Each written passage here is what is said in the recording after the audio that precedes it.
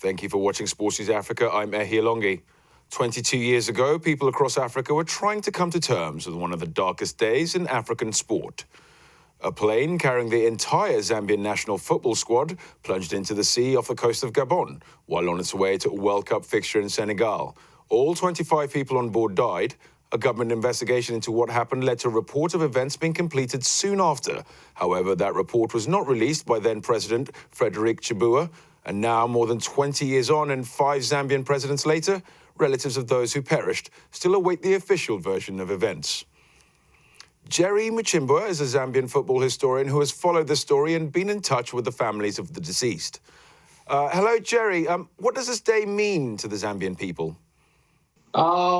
Today, 28th of April, brings back dark memories. The day when the Zambian national team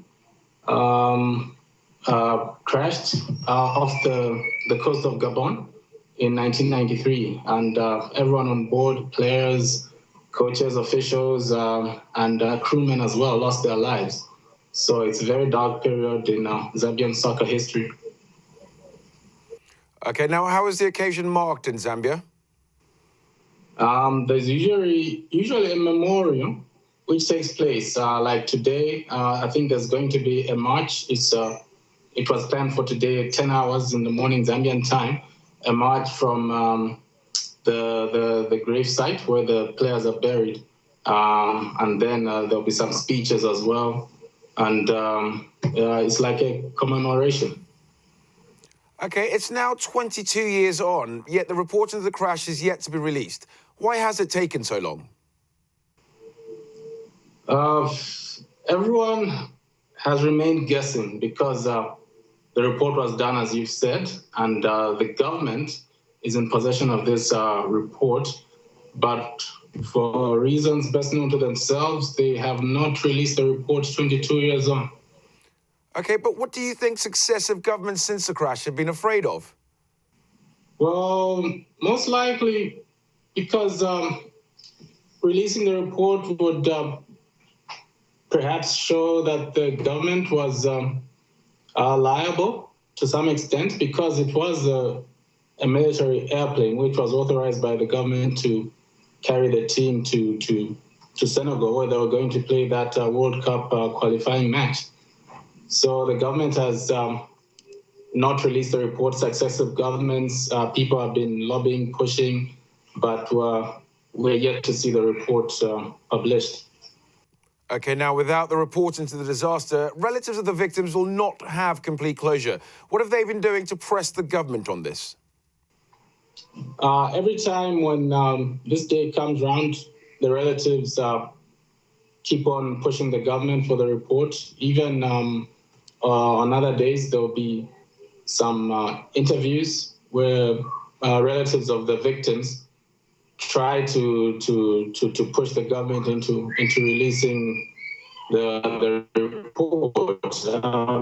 It's gone as far as some relatives saying they might as well just get the remains of their loved ones and bury them elsewhere because it's like their calls are not being heard and nothing is being done when it comes to the release of the report. Okay, now were family members and relatives compensated for their loss? Yes, I recollect that. There was some lawyers who were involved. They were engaged by the families until the government released. I think the figure was coming up to about $4 million, worked out according to the ages of the players and the officials and so on. But yes, there was a compensation package by the government, which the relatives were given. Okay, so what lessons have we learned since that fateful day? One is that teams should have reliable transportation. And I think since that time, the national team has never used a military plane to fly to matches outside Zambia. Another thing is that, 22 years on and people are still speculating as to what really happened. I know there was a report which was released by the Gabonese officials saying that it was caused by mechanical failure and pilot error, things like that. But here in Zambia, there are quite a number of people who still believe that the plane may have been shot down. So if the government can release that report, it will bring closure to this matter. And hopefully people can then move on. But the way things are, there's still a lot of speculation 22 years on. Okay, Jerry, thank you for speaking to Sports News Africa.